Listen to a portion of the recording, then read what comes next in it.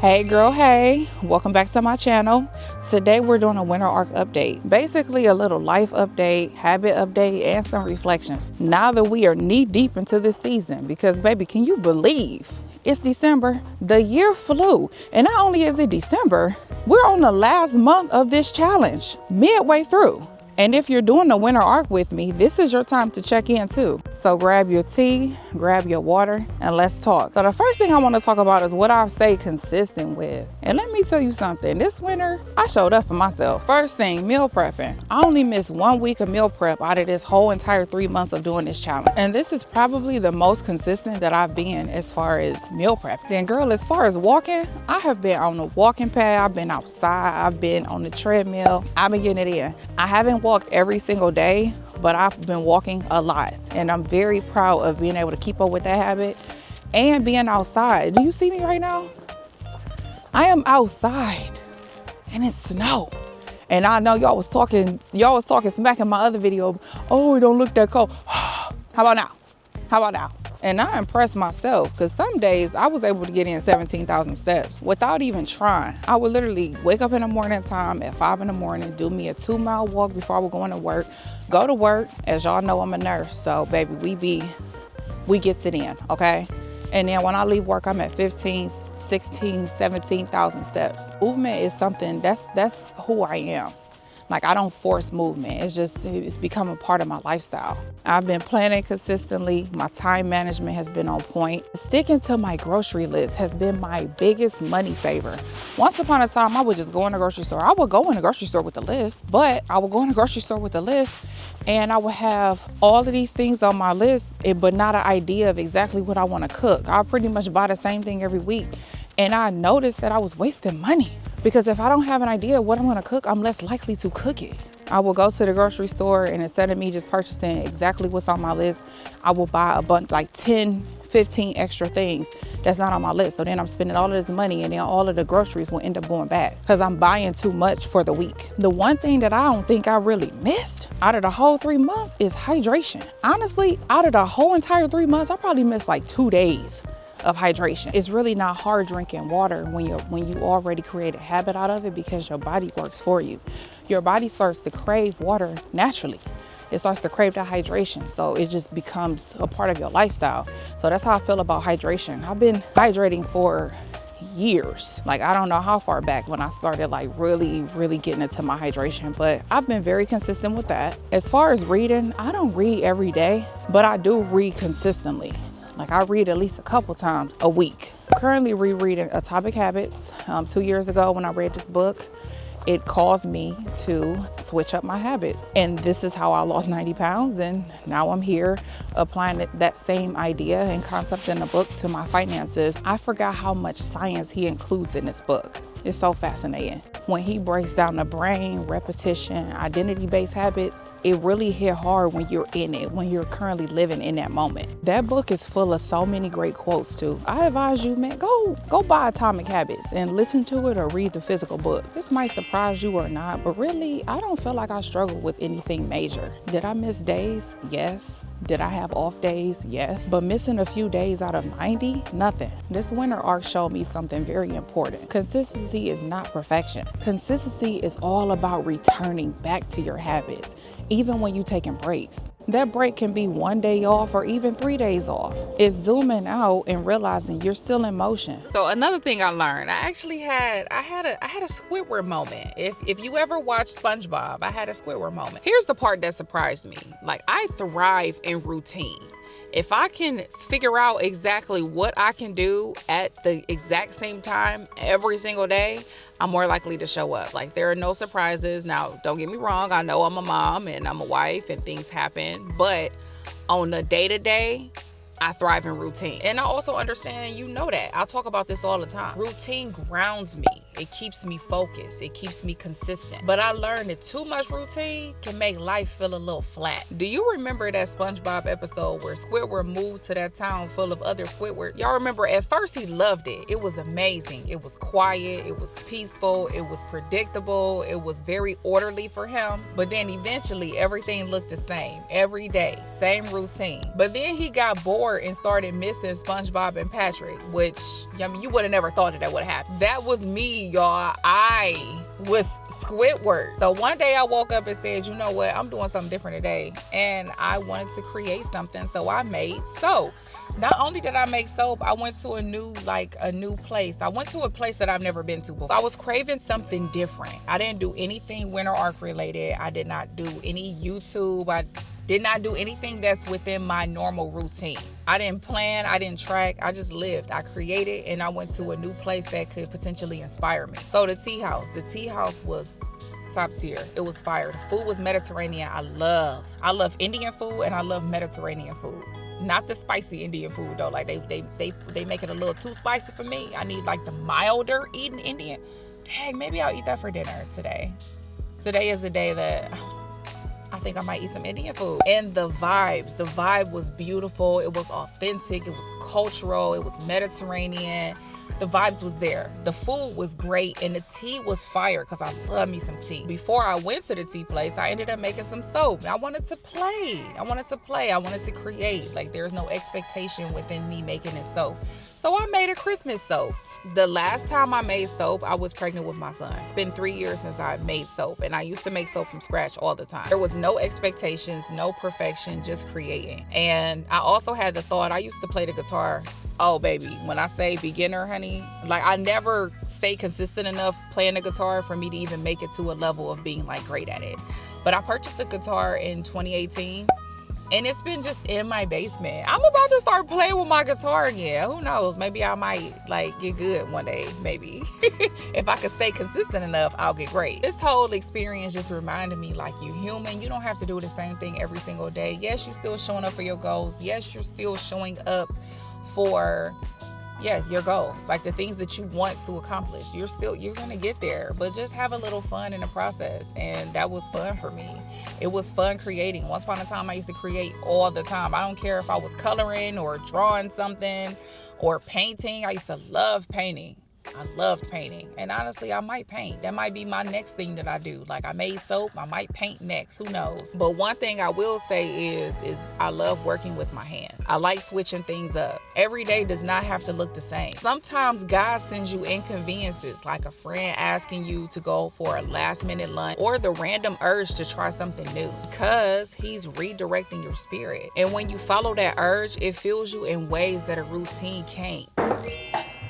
I decided that I wanted to make some tea before I filmed the second part of this video. So I'm home and I just made me some tea. I use chamomile, peppermint, and hibiscus loose leaf tea.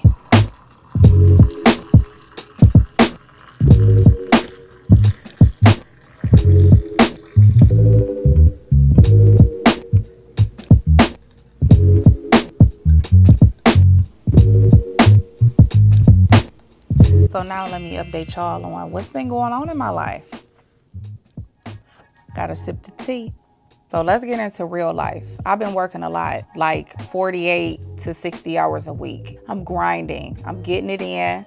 I already told you in, I don't know, my first or second winter arc video that I'm in the process of trying to manage my finances better, budgeting. I have myself on a weekly budget, a weekly spending budget after bills and after allocating the funds where I want them to go. So that's what I've been doing, and it's been working out pretty well for me. Just last week I worked 56 hours, and then this week I think I worked 50 hours. So yeah, I've been working. I've been working, and I've been doing what I said that I was gonna do. I've been working, and I've been paying off the things that I need to pay off in order to decrease my living expenses. Like, I just paid off 2 things that just decreased my living expenses by $440. It can happen. But in order for me to get to where I want to be without putting that extra financial burden on my husband, I'm picking up at work and I'm creating my own little routine and structure in order to keep up with this process without burning myself out. But with me picking up these extra hours, I had to look at my routine and see what can I alter in order for me to still keep up with my lifestyle. Because it's like I'm working 48 to 60 hours a week. So I'm working overtime every single week. But the things that I do within my lifestyle helps with my energy levels. So getting at least 7 to 8 hours of sleep every night, eating whole foods, moving my body. So it's kind of like almost like a circle, right? Because it's like I want to work these shifts in order to accomplish my goals, but I want to keep up with my lifestyle because me keeping up with my lifestyle helps to limit me burning out. I'm motivated. I have the momentum and I'm gonna keep it up as long as I have the momentum. If the possibility is there, I'm gonna keep picking these shifts up. I'm stepping into 2026 with different finances, different health. Like I want to check these things off across the board. So yes, I'm keeping up with my health and fitness because that's a part of my lifestyle. And it keeps me energized. It keeps me active. It keeps my mood high throughout this process, which in return makes my life so much easier at work, so much better at work. I'm more patient. I'm able to handle difficult situations and still be calm in difficult situations.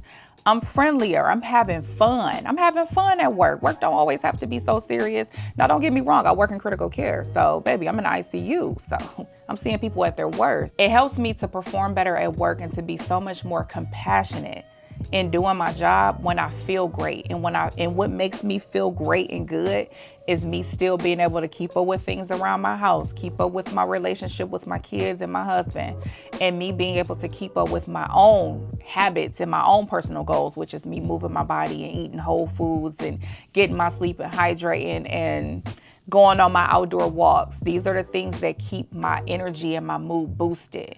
And those eliminate the possibility of burnout. Throughout this process of me continuing to work all of this overtime, what's important to me during this season is being present with my kids, showing up for my habits, spending quality time with my husband, and still carving out time for myself. It's been slightly challenging with all new things. It's always difficult and hard in the beginning, but then what I'm noticing is that, wow, I am actually able to do this. I am doing this. I don't feel tired. I don't feel burnt out. I'm able to still spend some time with my kids and my husband. Like I'm not as available as I once was, but in the back of my mind, this is temporary.